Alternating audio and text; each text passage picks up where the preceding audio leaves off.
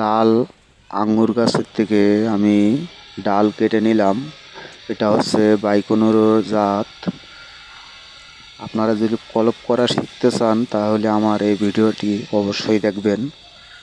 ফুল দেখার পরে আপনি বুঝতে পারবেন কিভাবে সবুজ গাছে লাল আঙ্গুরের কলপ করা লাগে। এই যে আমি চেঁচে নিচ্ছি, এটা সুন্দর করে দুই সাইড চেঁচে মাথা হুসলো করে আমি ওই গাছের ভিতরে রোপণ করব। সুন্দর করে চেঁচে নেবেন যেন হাত না থাকে, একদম তেলা হয়। এই যে দেখেন আমি ওই গাছটা গাছ কেটে দিচ্ছি। এটা হচ্ছে সবুজ গাছ, আর আমার হাতে যেটা ওটা হচ্ছে আপনার বাইকোনোর আঙুরের জাত, লাল আঙুর। এই যে আমি ঢুকিয়ে দিলাম। ঢুকানোর পরে পলি দিয়ে সুন্দর করে আপনারা গোড়াটি টাইট করে বেঁধে দেবেন।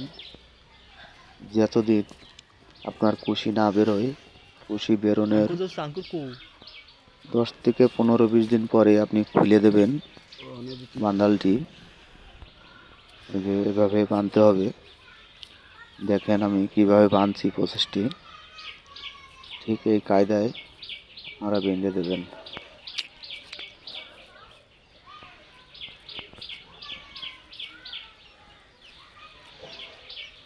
গিটটি বাইরে রেখে দেবেন, গিট যেন ঢেকে না যায়। গিটটি পলির বাইরে থাকবে, তাছাড়া সবগুলোই আপনার ঢাকা পড়ে যাবে, শুধু গিটগুলো বাইরে থাকবে।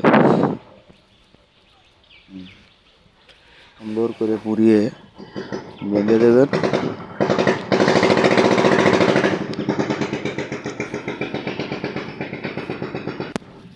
বেঁধে দেওয়ার পরে আপনার 15 থেকে 20 দিনের মধ্যে আপনার আল্লাহর রহমতে নতুন কুশি বেরিয়ে যাবে। কুশি বেরোনোর পরে আবার ইনশাল্লাহ আপনাদের দেখাবো কিভাবে কুশি বেরিয়েছে।